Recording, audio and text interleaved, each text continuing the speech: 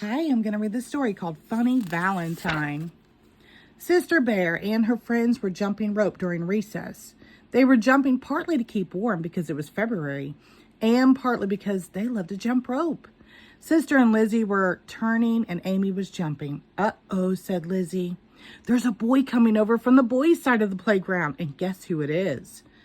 There wasn't any rule about a boys' side and girls' side at Bear Country School, but the boys did sort of stay on one side of the playground and the girls on the other. Oh, I hope it's Herbie Cubison, thought Sister. Sister Bear liked Herbie, and everybody knew it except maybe Herbie. Is it Herbie? Asked Sister, not wanting to look. No, said Lizzie, it's Billy Griswold. Oh, no, not that awful Billy Griswold, said Sister, turning the rope faster and faster. Hey, slow down, said Amy. Hi, Sister, said Billy. Don't you hide me, said Sister, and you better not have a worm like you did yesterday, or a dead mouse like you did the day before. No worm, no dead mouse, said Billy, just me. And with that, he began jumping with Amy and got tangled in the rope. Down they all fell in a heap. Why, you, said Sister. She pulled the rope free and ran after Billy. Sister was a fast runner, but Billy was faster and kept just ahead of her. Oh, why doesn't Herbie Cubison come to my rescue? Thought Sister as she chased Billy around and around the playground. Herbie was too busy playing fistball even to notice. Then the bell rang and they all went back to class. Well, class, said Teacher Jane, as I guess you all know, Valentine's Day is coming. We're going to have a Valentine party with punch and cookies, and we're all going to give Valentines to each other. Yippee, cried the class.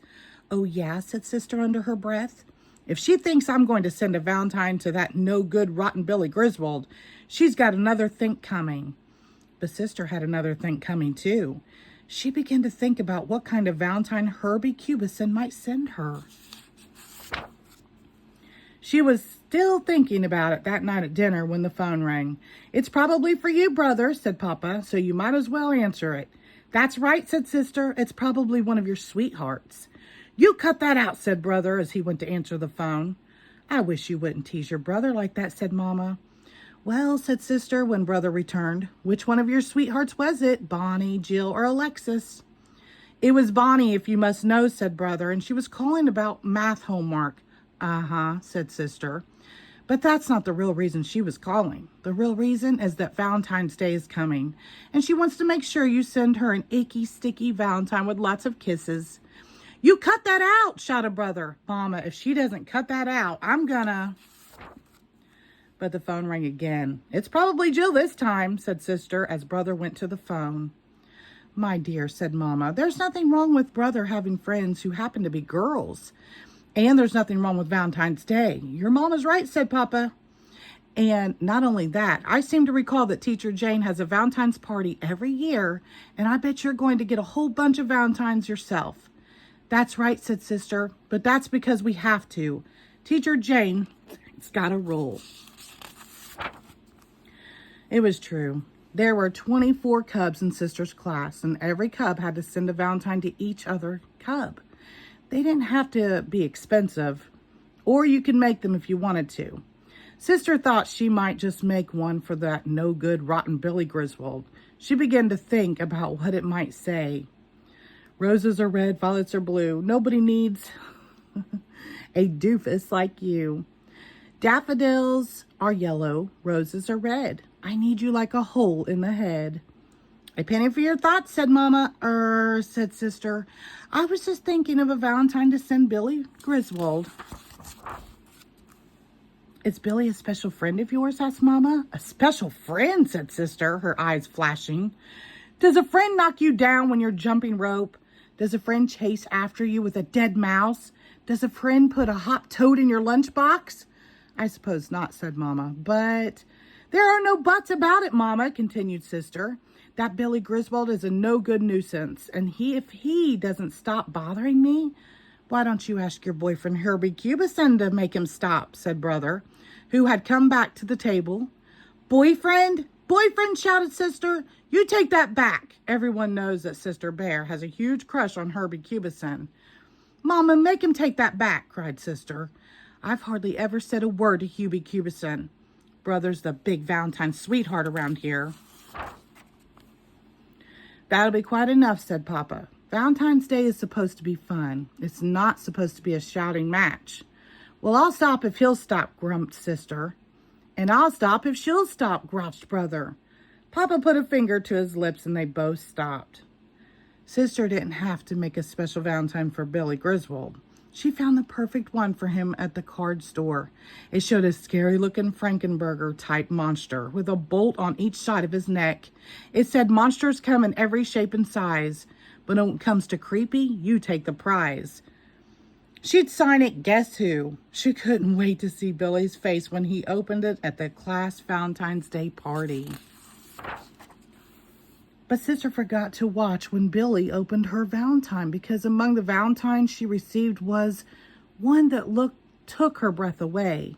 It was all hearts and flowers, and inside it, "Will you be my special friend?" "Wow," said Lizzie Brun.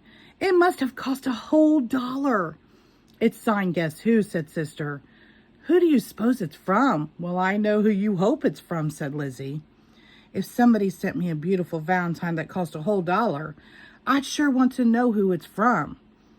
"There's Herbie over by the punch bowl. Go ask him." Sister started for the punch bowl, but Billy Griswold blocked her way. He had the Valentine Sister had sent him. "I'll be glad to get you some punch," said Billy. "And throw it down my back?" said Sister. "No, nothing like that," said Billy. "I'm sorry about all the stuff I did. And I really don't blame you for sending me this. It's really pretty funny.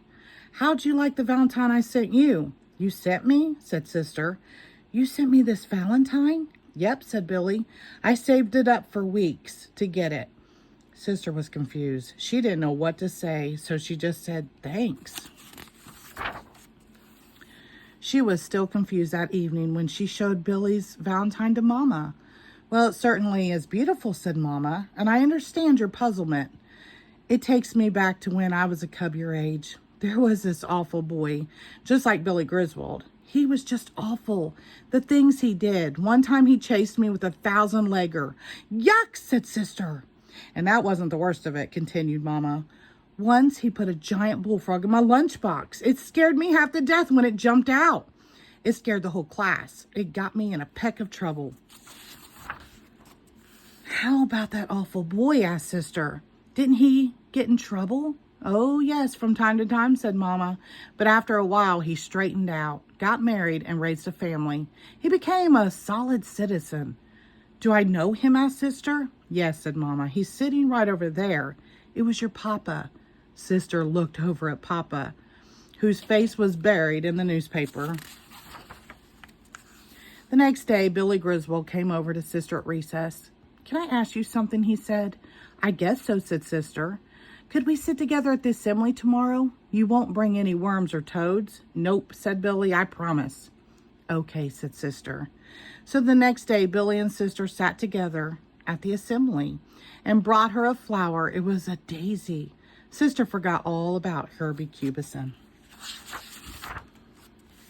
And that afternoon, Sister pressed Billy's daisy in a book. The end. Thank you.